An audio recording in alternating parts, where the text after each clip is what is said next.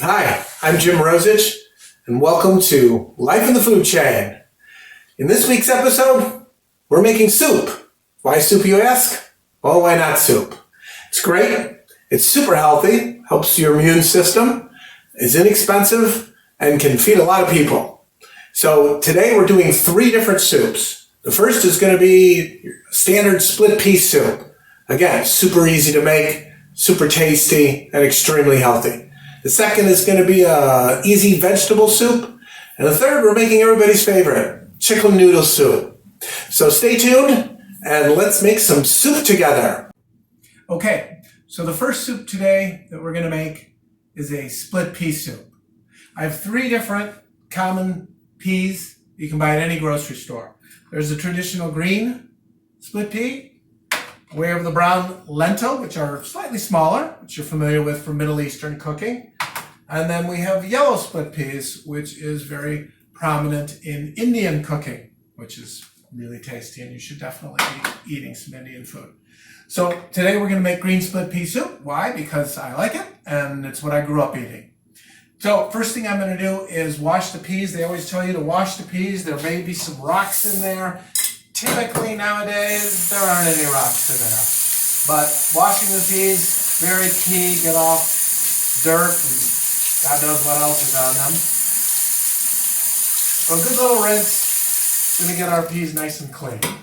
So now I'm going to dump them in a nice big pot here. And start to add my special ingredients. Now a lot of people, you might be wondering, hey, how come you're not sauteing your vegetables first?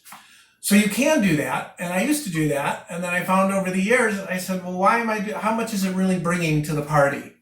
And sauteing the vegetables first, to me, doesn't bring a whole lot to the party, and it adds oil, which I'm fine with, but it still does add calories. So I've stopped doing that. So here I have a half a pound of beans, which is 1 cup. When you buy beans in a bag at the grocery store, they come in 1-pound bags. And that's 2 cups, and that can make a lot of soup. So for me, I'm just making 1 cup, which is going to make about a quart of soup. So the first thing I'm going to do is chop up my vegetables. I have 2 carrots, 2 stalks of celery. Again, you don't even need vegetables if you don't have them. You can make split pea soup with just the peas. We're trying to make a whole meal here, though. So I don't peel the carrots either, because why bother? You know, the only time I peel carrots now is when I'm serving them kind of to my family. So let's do some chopping here. A big chef's knife is the way to go. Rock it back and forth. They don't have to be perfect, because guess what? We're going to puree this when we're done. So just do your best job. Try not to cut your fingers off. I'm not really doing it the right way, but then again, I'm not really a chef. So if you go closer to the hilt, it's a little bit easier to chop.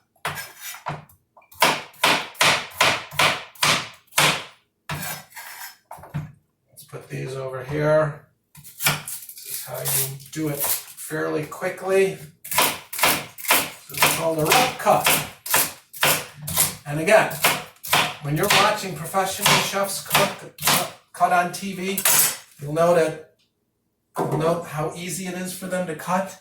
That's because their knives are really sharp. They have really good knives, and they're sharpened before each show, and they've also been practicing for years and years and years. So don't get down on yourself if you're not the best chopper on the planet. So I'm going to dump these in here. I like a lot of vegetables. You can do 1 and 1 if you want. No big deal. Next thing I'm going to add is my garlic. Garlic's a great little blood thinner and great for the immune system.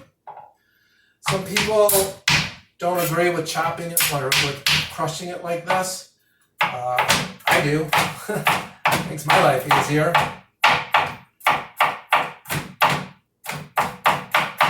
Again, fairly rough cut. Not a big deal.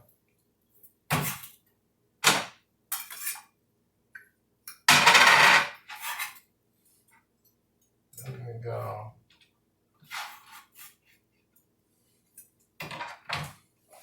pan. I am now going to add 4 cups of water. That's a quart.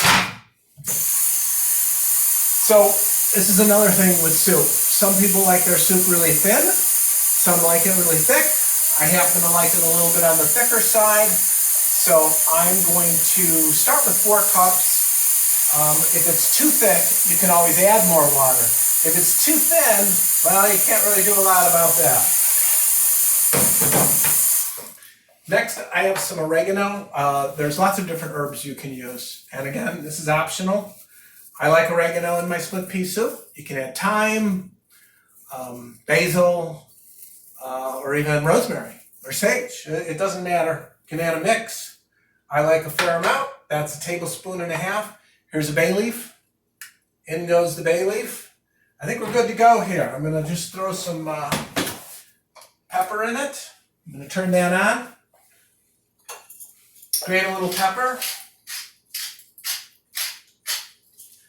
And that's basically it. We're going to bring this to a boil. Sometimes there's a little bit of flotsam and jetsam that floats to the top. We'll skim that off and then cover it with a lid and cook it for an hour, and we're going to have soup. So it's been about 10 minutes on high. And as you can see, this is boiling like crazy. So I'm going to turn it down, and I'm going to skim off some of this white stuff here. You could just use any old spoon, but they call this the scum. You don't have to get it all. It's not going to kill you by any stretch of the imagination. Now, many of you were asking yourself when I was putting the water in, probably, why isn't you using chicken broth or vegetable broth? And while I love chicken broth and vegetable broth, I don't typically use them in pea soup because, even though it's healthier, especially if you've made it yourself, it doesn't bring all that much flavor, and I kind of like to reserve that for things like, vegetable soup, which we'll be making next, and of course, chicken noodle soup. So there's things that I like to use stock in, and things that I don't, and most of the time I would like to use stock. But in this case, I feel that water is really justified. So now we've turned it down. I'm going to turn it down more to a really low simmer. And it takes a little while for this goofy stove to, because this is glass, it takes a little while to drop in temperature. So we're going to cover it. I'm going to turn it down to low, cover it. It's going to take about an hour, and then we'll have soup.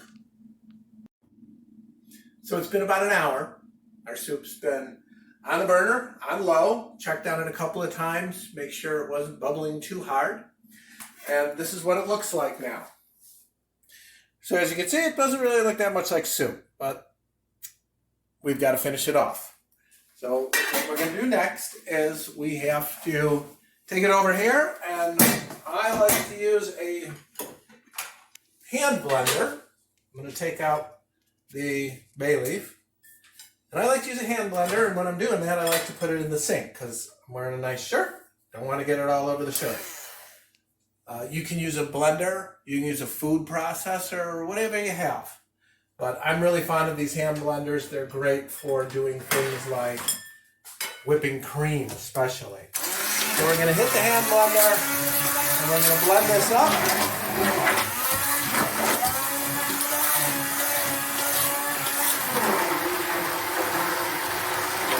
If the soup is too thick when you start blending it, feel free to add some water. Turn it sideways a little bit. Again, the goal is not to get it on your shirt.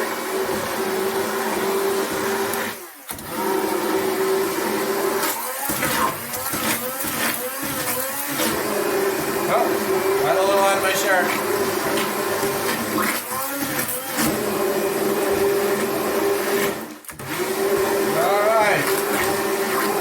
That's good enough. Couple little chunks, no big deal. So what I'm going to do now is plate it up. Let's take a look at this stuff. This is the type of thickness that I like. Not too thick, not too thin. If you want to Put some crackers in it. That's great. Some people can't get along without having some meat in there. Feel free to chop up a hot dog, some smoked sausage, any type of leftover sausage. So really any type of nice pork meat in here will kick up the protein a bit and kick up the flavor. So here it is, split pea soup, a la Jim. All right, so I've cleaned off my shirt and we're ready for our second soup today. We're gonna make a vegetable soup, simple vegetable soup. Now the thing about vegetable soup that makes it great is it's a great way to use up leftovers. All kinds of different things can be thrown in a vegetable soup. Remember, soups and stews, this is not rocket science. People have been making these for hundreds of thousands, tens of thousands of years. So it's super easy to make, takes about a half hour, and is incredibly healthy, and again, a great way to use up excess food. For instance, if you went to a farmer's market and you saw this great thing of carrots and you bought it and you ate some and now you have some more, but you don't know what to do with them, make a soup. So I have some vegetables here. Almost any vegetable, or I should say not every vegetable, goes in a vegetable soup. Do not recommend broccoli or asparagus. They tend to get bitter and they tend to kind of fall apart.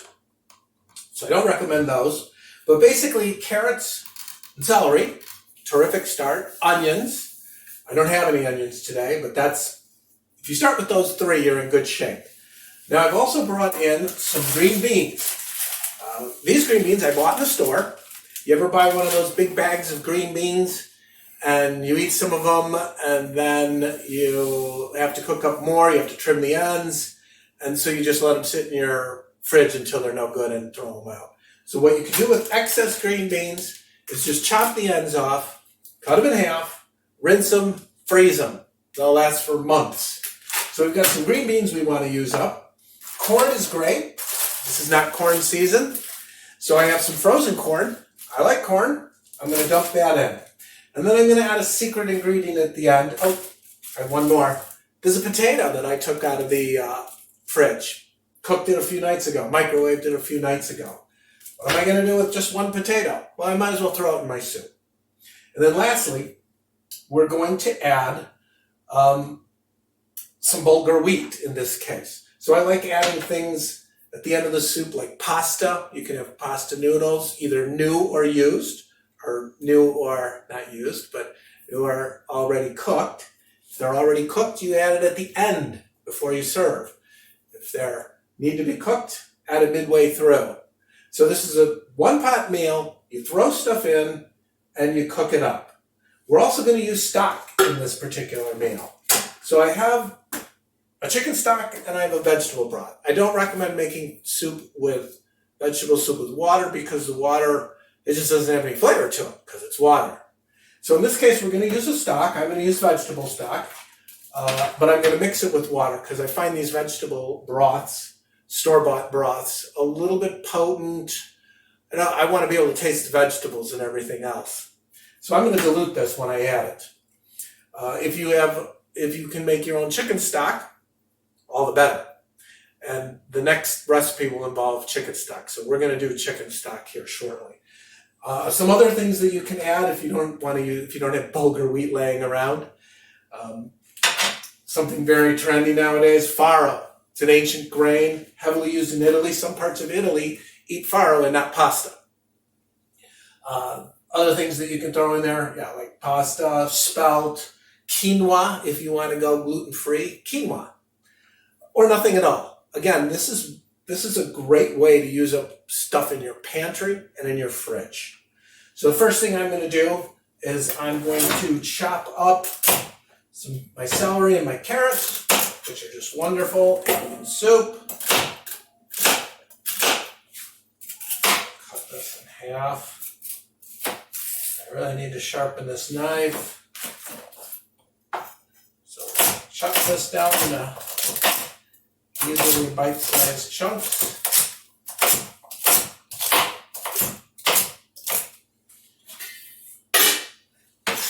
And then I'm going to chop this guy up too. So what we're going to do in this case, unlike the pea soup where I just threw everything in. These vegetables we're going to saute first because I do think it brings out some good flavoring. So we're going to chop these up and then get a pan going with some oil in it and get it going.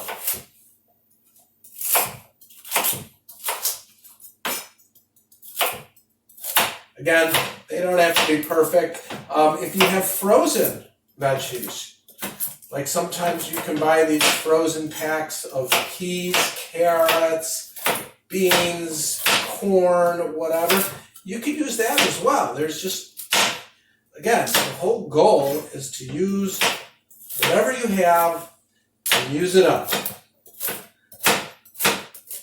Man in the Bill Withers song, keep on using me until you use it up.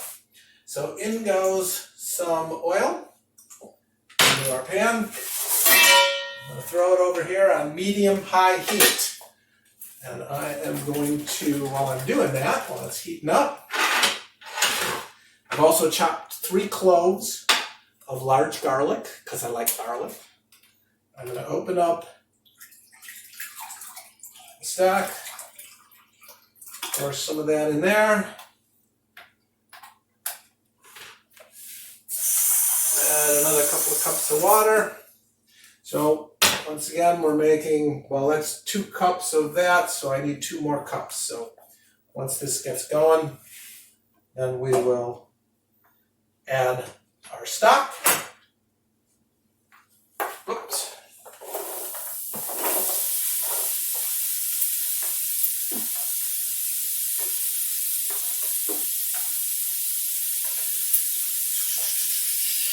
No idea where that went. So this is going to saute for a few minutes, 2 or 3 minutes.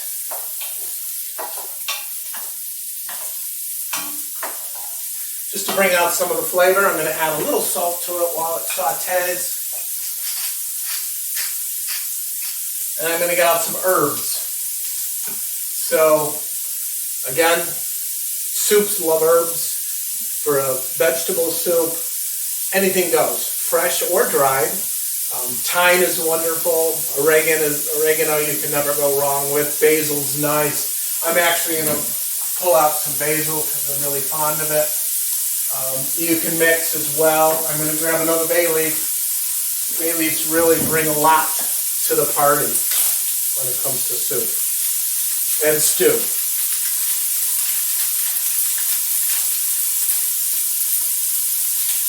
These bay leaves are small. If you ever get a chance to buy fresh bay leaves, by all means do so. Some of the farmers markets in the summer have them, and they're wonderful. So I'm going to add my frozen green beans in, because they're also fresh frozen.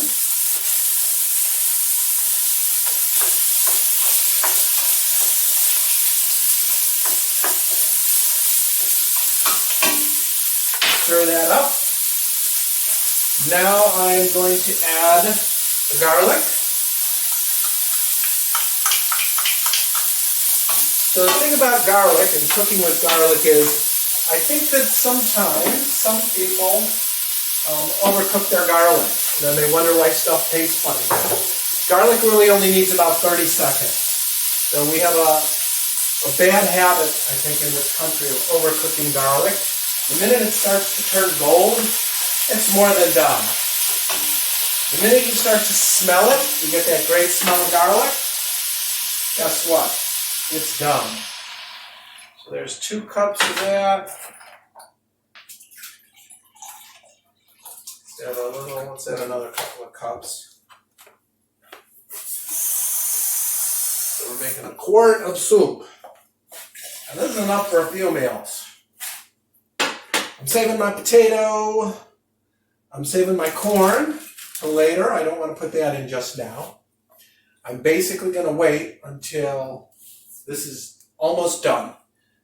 Add it about halfway through, about 10 minutes in, I'm going to add it. I will add my basil leaves now, though. A little bit of basil. probably half a teaspoon, maybe a full teaspoon, depends on how much you like basil. And yes, I am going to, actually I'm going to wait. I'm going to let this come to a boil first. So the next goal is to come to a boil. Okay, so the vegetables are boiling now. So I'm going to add my bulgur wheat. You don't need a lot of this because it's going to expand. I'm going to chop up this potato, skin all. You can take the skin off, although I wouldn't do that once it's cooked. That seems like a lot of work. I'm going to chop up this potato as best as I can, which isn't very good. Let's make these a little bit smaller. So we'll chop up the potato. That'll go in. And then I'm going to add some of this frozen corn. It's going to be a really action-packed soup. I'm adding in half of a bag.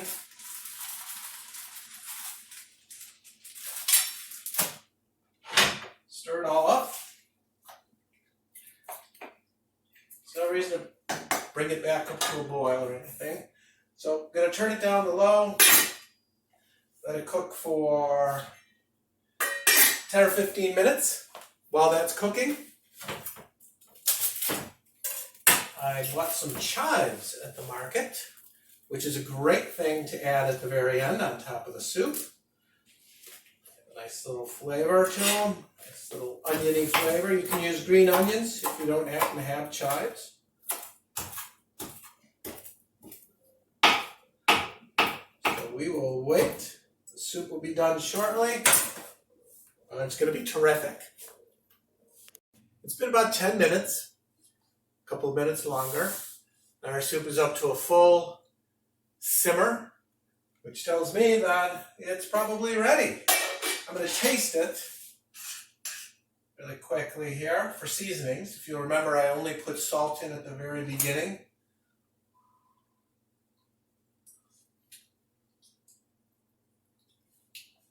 So I could use just a little bit of salt. And certainly a little pepper won't hurt at all. Let's dish it up.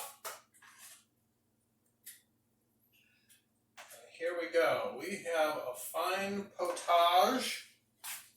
I'm going to add my chives on top. And you have some nice restaurant quality vegetable soup. Hi, today we're on to our third soup, a traditional chicken soup, chicken noodle soup. There's two ways to make chicken noodle soup. One, we can use the easy way, is to use store-bought chicken stock. If you do go that route, then by all means buy low salt or no salt chicken stock. Second way, preferred way if you have time, is to make your own chicken stock. Now, I know a lot of people think that this is a big deal to make chicken stock. It's really not. So I'm going to show you how. It's extremely easy, far superior to that what you buy in the store. So first of all, we're going to start with a chicken. This is a chicken. You can find this, I bought this at 99 cents a pound. So it's a 3.5 pound chicken, $4, a little bit more than a can of broth or a carton of broth, but a heck of a lot tastier and a lot more nutritious. So you can sometimes find chickens cut up. This is just a whole chicken I bought from the market. Now, one thing, in this case, I'm going to cook the whole chicken. But what you can do is you can take a knife and you can cut out the breast and save the breast for another day. It just makes it even more efficient. And you have chicken breasts you can cook and the chicken to make chicken stock. So the first thing we're going to do is we're going to start with some aromatics, as they say. I have some, once again, you'll note that this is pretty prevalent in cooking soup. The two favorites are celery and carrots. You can also have an onion here. So we're going to take this celery, chop it roughly. The carrots and celery, chop it roughly. You don't have to saute this. There's going to be no oil used in this particular recipe. So I'm going to add these to this. I'm going to put the chicken in there just as it is. This chicken came with a little neck. Throw that in there as well. Here I have 4 cloves of garlic. Just going to throw those in whole. A couple of bay leaves. That's going in there. And I have got about 12 peppercorns here. So just a small little bit of peppercorns to give it some flavor. The pan then goes in the sink where I'm going to fill it with water. Or you can use a big, whatever you need to do, fill it with water to cover the chicken, or at least almost cover the chicken.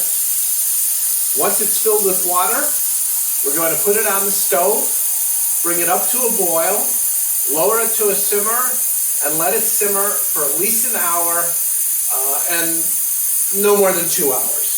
So I've got my pan filled with chicken. Notice how I'm not putting any salt in this. There's no reason to in my book. So this goes on here. Actually, take the lid off. And I'm going to bring that to a boil. So it's been about 10 minutes. And as you can see, we're boiling quite actively. So I'm just going to move this off the burner and turn this burner down to low.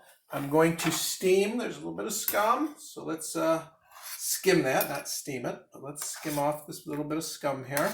It's not much, but it'll taste better without this. Let's get some of this out of here. Okay, lid on, back on this burner. We're on low.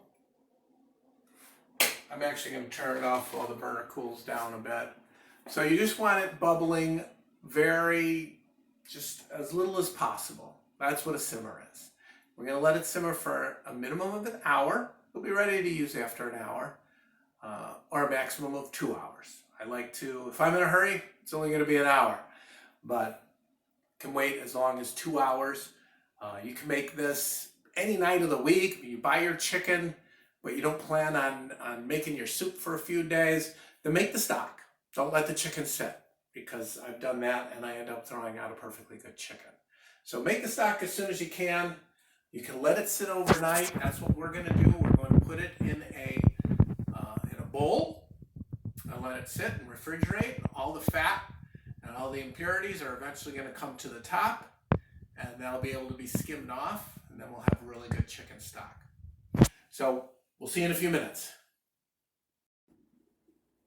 It's been about an hour and a half that our chicken stock has been simmering, and as you can see, that's about how you'd really like it to simmer.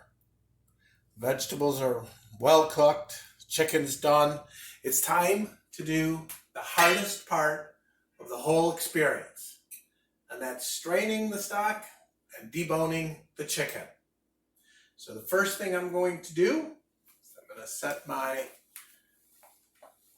lid down in the sink, and I'm going to take some hot bands, because these bands are going to get really hot.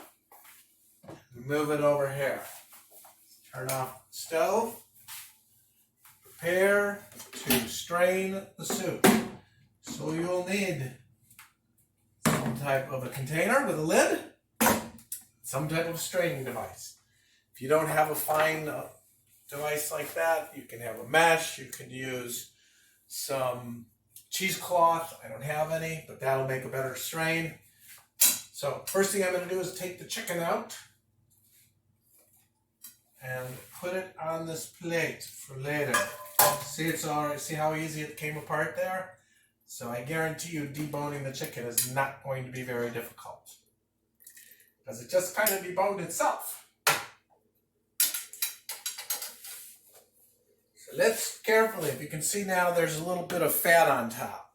So if you want to use the stock immediately, you can strain it and then scoop off this bit of fat on top, and you can use it immediately. I like to actually put it in the refrigerator for a while, and it will congeal on top. There'll be a nice coating on top, and And that lovely coating will actually protect the stock for many, many, many, many, many days in the fridge. So you do not have to make it and use it really quickly. So let's let this strain soak through. That's a good amount of stock we're going to have. It's a lot more than in that carton that we had earlier. So I'm going to just dump out a little bit of this. I know I'd rather sacrifice a little bit than make a big mess. Let me just wipe this down. And this is going to now go into the fridge for, well, at least a couple hours. And while that's in the fridge cooling down, I'm going to let the chicken cool down out here.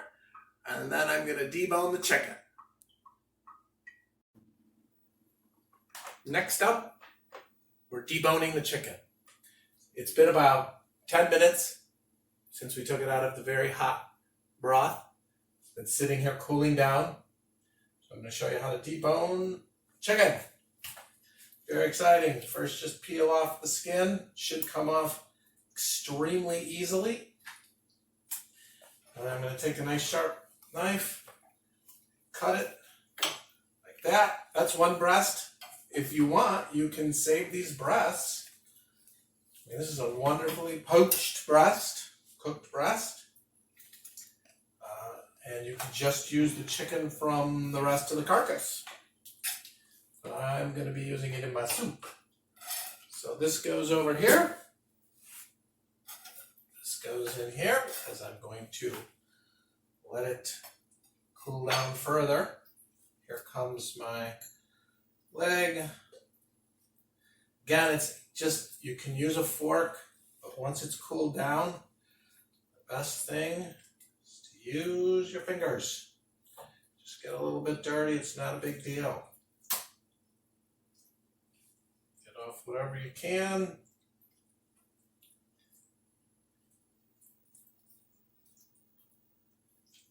Come on, you. Come on, still kind of hot in some of the middle areas here off the bone. It's all right. If you don't get all the meat, it's okay. The world will keep spinning. Here's some nice thigh meat. If you get a little bit of skin in there, it's not a big deal too. And I found with these smaller chickens especially, you want to keep the breast in there because you don't really get that much out of the leg and the thigh. There's some nice meat.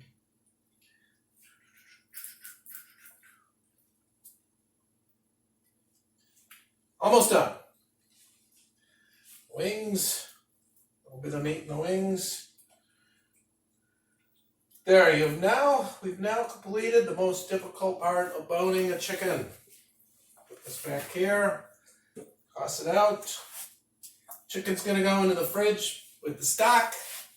And once the stock cools down and the fat comes up to the surface, then we're gonna be done. Our chicken stock has been in the fridge for roughly 3 hours, and as cooled, the fat rose to the top and I skimmed it off. So it's ready to go. Sometimes you'll get a very small amount of fat. Sometimes it'll be completely covered with a thick layer, which is a good thing because that means there's a lot of flavor hiding underneath it. So what I'm going to do next is I'm going to add the stock to the pan here, and I'm just going to add 4 cups. We're making enough for 2 people to have roughly two servings each. What I've found with soup and with so many other things is that when you make too much, it sits in the fridge and people look at it and then they don't eat it and then it gets weird and they throw it away. So the stock can go back in the fridge for a few days, be used in lots of other dishes, which we'll be experimenting with down the road, or it can be frozen for next time. It can be frozen for, I would say, up to 3 months. So we've gotten rid of our homemade chicken stock. I also took and I shredded or I chopped up the dark meat from the chicken. saved the 2 chicken breasts. That's going to be served at another point in time. So next we're going to chop up the veggies. And I'm just going to use carrots and the celery here. I know this looks like our previous dish, our vegetable dish. Think of that as a master recipe that you can do lots of different things with. So I'm just going to chop these up now. I have 3 smaller carrots here, 2 stalks of celery. I have some egg noodles. Egg noodles are the traditional noodle that you use in this dish, but you can use any type of noodle, including including gluten-free noodles. You can use rice. If you want to toss rice in, you can toss rice in. Quinoa, farro, again, all that stuff, including leftovers. If you have leftover noodles or leftover rice and you're trying to figure out, what am I going to do with this? Well, toss them into some soup after it's been made, at the end. But we can't do that now because these noodles need to be cooked. So what I'm going to do is I'm going to add the noodles to the pan. I have 2 teaspoons of salt here. So 4 cups of homemade chicken stock or store-bought stock, but homemade is going to be a little bit tastier. 2 teaspoons of salt, 2 chopped up celery stalks, and 3 small chopped up carrots. So those are going to go in the pan, medium high. It's going to come to a boil. Once it boils, it's going to take 3 to 5 minutes tops. Once it boils, I'm going to turn it down to a simmer, dump in the noodles, put the lid on, cook it for 10 minutes. Everything should be done then. And then I'm going to add the chicken at the end because the chicken's already cooked. We don't need to cook it anymore. Just needs to be heated through. It's not going to give off any more flavor particularly either. So that's next on the list. Let's bring this to a boil. And I'll see you in about 10 to 15 minutes. So it's been 10 minutes simmering. It took about 5 minutes to come to a boil, after which I dumped in the noodles. So now I'm going to dump in the chicken for 2 minutes. Again, it just has to be warmed up. I'm going to dump the chicken in, stir it around, let it get nice and warm. I'm going to taste this really quick.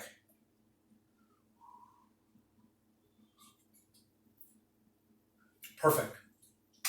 Perfect. That 2 teaspoons of salt is the right amount for this particular concoction. So once you've done that, wait 2 minutes. I'm going to dish it up right now. It'll heat up in the bowl, believe me. Our broth is nice and warm.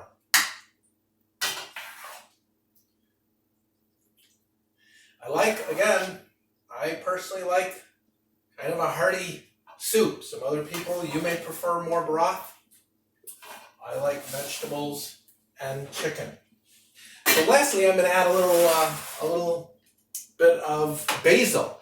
How many of you are familiar with the wonderful Vietnamese soup called pho? It's spelled P-H-O, but it's pronounced F-U-H.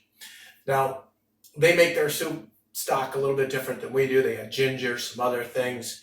But at the very end, they add bean sprouts and onions and basil. So I love basil, fresh basil. There's nothing quite like it. So I am going to add that to my soup here. And it's going to give it really a wonderful little peppery type flavor that is going to mix just perfectly with the chicken. So this is our chicken noodle soup made with real chicken broth. Today we made 3 terrific, simple, easy to make soups. We made split pea soup, a vegetable soup where we basically cleaned out the refrigerator. We had fresh vegetables as well as some leftovers. So again, a perfect way to use up leftovers. And then lastly, made a wonderful chicken noodle soup with homemade chicken broth. So I hope you'll try some of these recipes at home. Thanks again for joining me today on Life in the Food Chain. Be sure to join me next week, and if you click the subscribe button below, you'll get notified of upcoming episodes. Thanks.